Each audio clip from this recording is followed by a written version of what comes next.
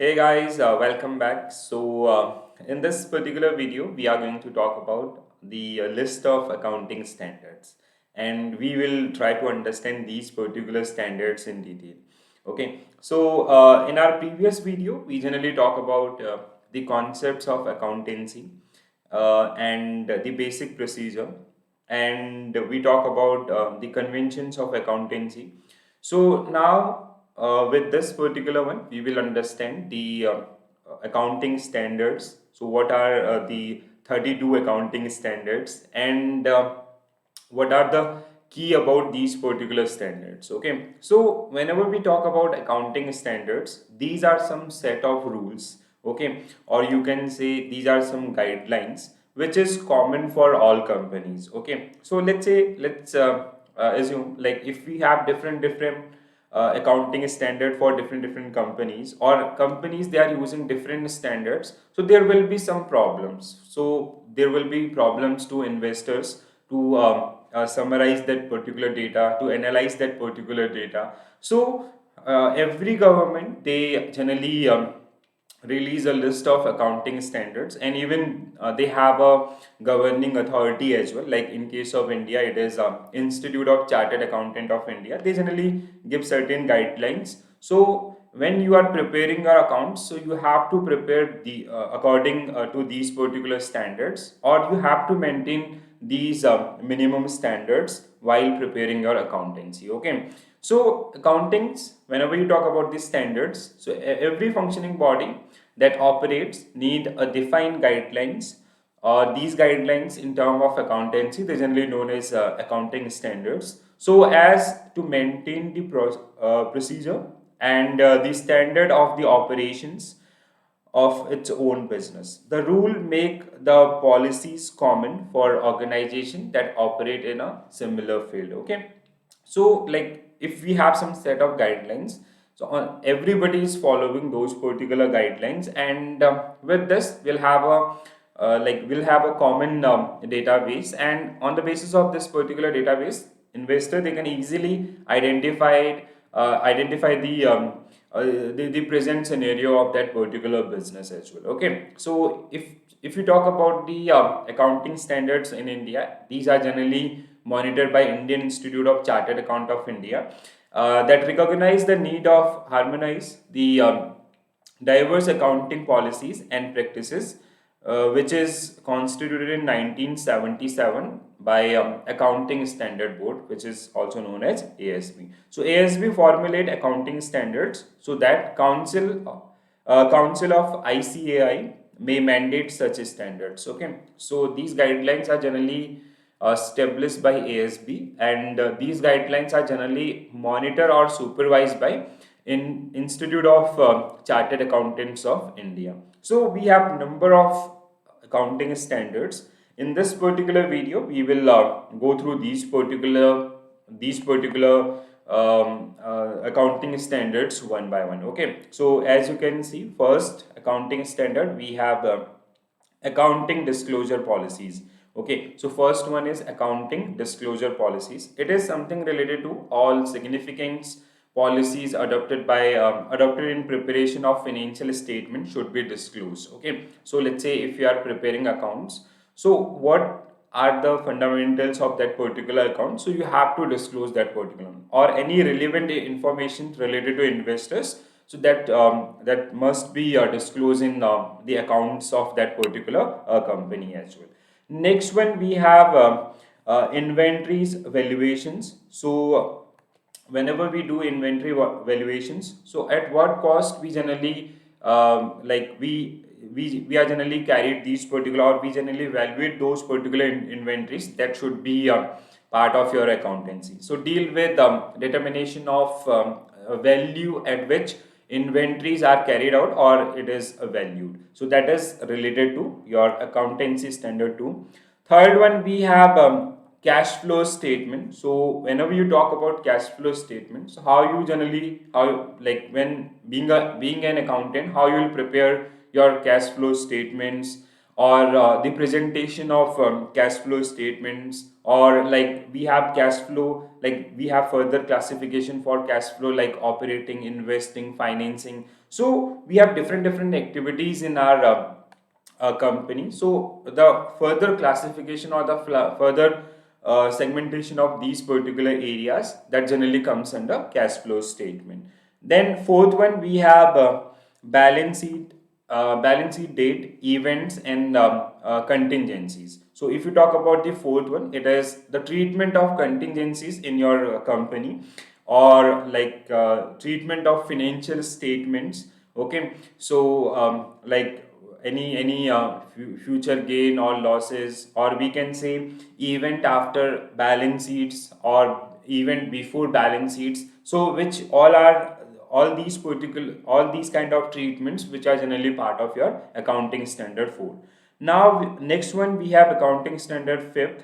So prior period item, net profit loss in the period, or accounting policy charges. Okay, so if you talk about the accounting standard 5th, that generally deal with the treatment of a prior period and extraordinary events. Okay, so if there is any extraordinary events, or like we have debit credit which arise in the current years, or a result of the omission or mistakes in prior periods, so these all are the part of your accounting standard 5th, or we can say disposable of fixed assets. So all these are entries which are according to the accounting standard 5th.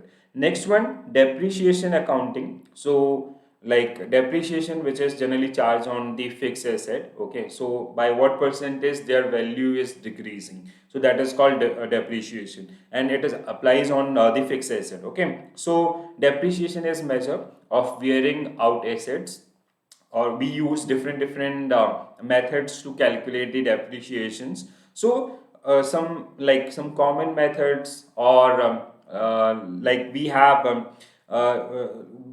let's say if you are preparing accounts, so which depreciation methods you are using, so that is generally part of your accounting standard 6. Then we have accounting of construction contract. So accounting of construction contract, that is like amount and method used to determine the revenue recognized, you can say, or we can say like type of contract, like we have fixed price contract plus escalation cost, or cost plus a fixed fee. So these all are the construction related things which generally part of this particular accountancy standard. Next one, we have errors, error correction, and charges according to policies. So previously we have, if you talk about the accounting standard 8, we have research and development expenses. Now it is merged with the accounting standard 26, which is deal with intangible asset. So now we have recognition of revenue, or we can say error corrections and all, so which is generally part of this particular one. Revenue recognition, again revenue recognition, if you talk about revenue recognition, so like what income we generate, time when that particular income that is generated by any specific company, or when revenue is revenue recognition postponed, or what are the issues, or the proper disclosure for these kind of delays, or we can say any kind of circumstances which happen, so disclosure regarding that particular one, so that generally deal with recognition of revenue. Next one, we have plant, property, and equipments, which are generally part of your fixed asset. So accounting of fixed asset, you can also say it again. So accounting standard 10, that generally deal with the accounting of fixed assets, so property, plant, and equipments, and disclosure about these particular asset as well. So like purchase price plus import duties plus taxes, direct cost, or training cost, or test run cost. So all these head that generally comes under the accounting standard 10, which generally deal with the accounting of fixed asset, which are property, plant, and equipments. Next one, we have changes in rate of foreign exchange rate. So every company, they like, if that particular company is dealing in foreign exchange, So if they are doing some export business or import business, so they'll definitely have some impact of this foreign exchange prices. So how these particular prices are impacting your overall transactions or the transaction in foreign currencies made by that particular company, financial statement of the foreign operations or forward contracts, or we if we have some like if you are using currency swaps or if you are using interest rate swaps, so that generally comes under this particular accounting standards. Next one we have government grants. So any grant which is generally provided by the government, so entities they need to disclose that particular one. So subsidies, or we have cash incentive, we have duty drawbacks which are generally given by the government, so you have to disclose that particular one as well. Accounting standard 13, investment accounting. So investment made by the companies, so they have to disclose that particular one. Okay, so it can be it can be through the parent organizations or even by the subsidiaries and all. So long term or short term investment, so they have to disclose this particular one under accounting standard 13. Next one is about amalgamation. So if you talk about if any amalgamation is done, amalgamation is like mergers. Okay, so if that particular company merges with some other company, or if they acquire some subsidies and all, so they have to disclose that particular one as well. So which is generally part of amalgamation accounting. Employee benefit. So there are number of employee benefits which are generally provided by the companies nowadays. Like we have PF, we have pension facilities, we have gratuity, leave encashment, or post-retirement welfares. Okay, so what benefits you are providing to your employees, and what are the key methods by which retirement benefits are generally valued. So which will be part of your accounting standard 15. Next one, borrowing cost. So this is very simple one as well. Okay, so if that particular company borrow money from general public or from other institutional lenders, so they have to disclose that particular one, and at what cost they generally borrow that particular money, so they have to disclose that one also. Next one we have financial segment reporting. So like in an organization we have different segments. Okay, so they have to disclose about they have to do this segment reporting. Okay, so like so with this particular data we can evaluate the overall performance of the different departments of that particular company as well. Okay, so reporting of information about different type of products. Let's say if that company is running multiple products, so which is the profit making product, and which is the loss making product. So with this we can analyze that particular area as well. No, sorry. So these are these 17. Now we'll move to the next one. So next one is related party transactions disclosure. So every company they have different vendors. So under accounting standard 18, so they have to disclose about them. Okay, so how they are like what is the feature of contract, and how they registered, or how they associated with that particular organizations. So that is only part of this one. Lease transactions. So if there is anything which is given or taken in lease, so the detail about that particular contract. Earning per share, this is again very important one. So many time examiner they generally ask question based on earning per share. So what is the earning per share of that particular organization? Comparison between enterprises, or we can say comparison year on year comparison. So when you calculate earning per share, the formula is very simple. So it is net profit divided by the weighted average number of shares. So net profit or net loss divided by weighted average number of shares. So companies they have to disclose this one as well. Okay.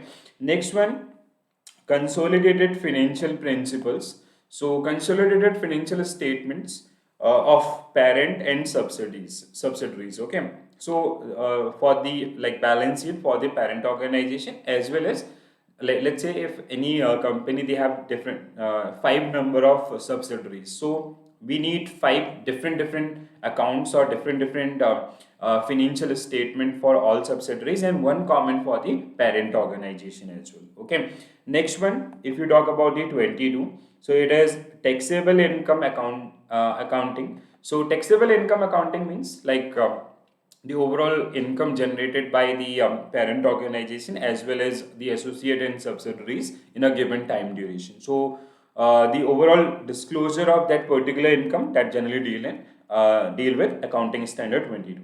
Then we have investment in associate accounting. So let's say there is a company, a parent company who have 2 3 associates. So what amount of investment made by parent company in these associates, and even like if that particular company is from 5 years or 10 years, so how that particular investment is generating money from these particular associate, they are making profit or they are making losses, so the proper accountability for that particular one.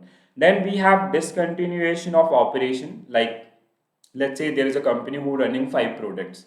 So after the analysis they found there is one product which is loss making from last 2 3 years. So if that company is discontinuing that particular product, so they have to disclose as per accounting standard 24. Interim financial reporting. So interim financial reporting is like you have to report, like so many time companies they generally come with interim balance sheet or like what is their interim profit and loss. So that is like within that particular financial year. Like right now we have financial year 22 23. Okay, so the final sheet will come after 3 months of the completion of this particular financial year, which will end on 31st March 2023. Okay, but right now companies they are coming with their interim balance sheet, their interim profit and loss or cash flow statements or other note as well. Okay, so that is generally part of your interim reporting which deal with accounting standard 25th. Next one, intangible asset accounting.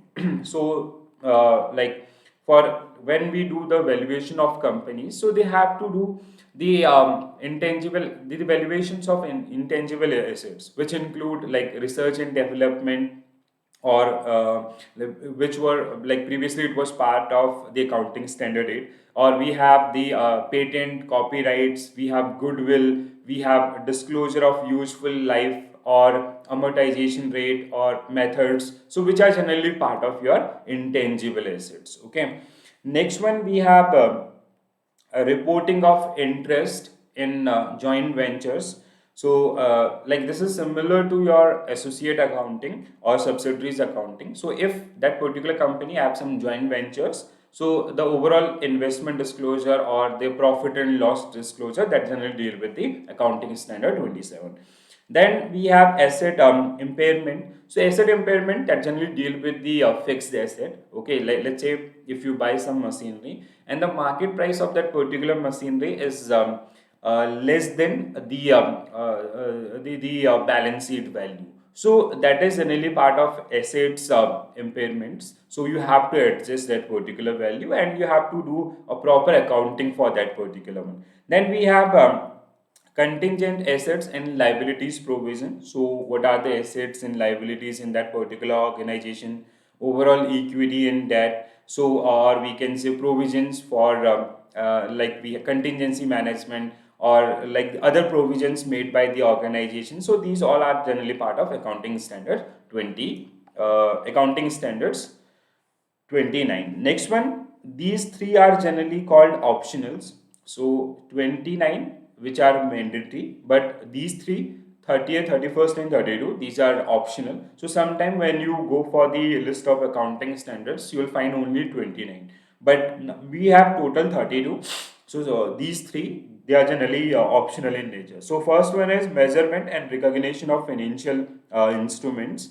Another one is presentation of financial instrument, and final one is disclosure required for reporting of financial instruments. So financial instruments, investment made by the companies in different areas, in stocks and equities and all. So that are generally part of this particular one. So guys, like whenever we talk about the financial accounting standards, so we have a list of accounting standards, but for your examination viewpoint there are few there are few accounting standards which are very important. Like they ask about the earning per share, they ask about the employee benefits, or this accounting standard 10, which is very important, about fixed asset, which is plant, property and equipments.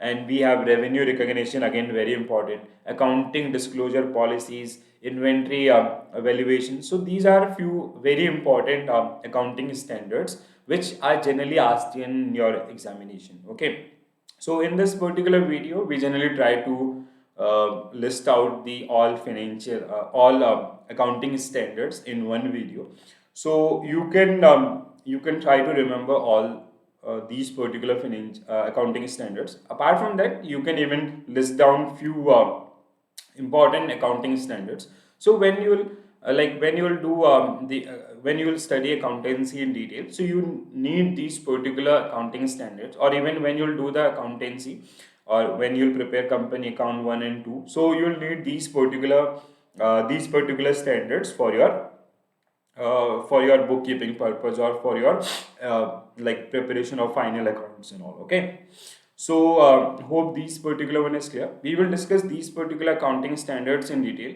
in one by one. Okay, so I'll come with videos where we'll discuss each and every accounting standard in detail as well. Okay, so this is it for this particular one. Thank you for watching this video, guys. Bye bye, take care all.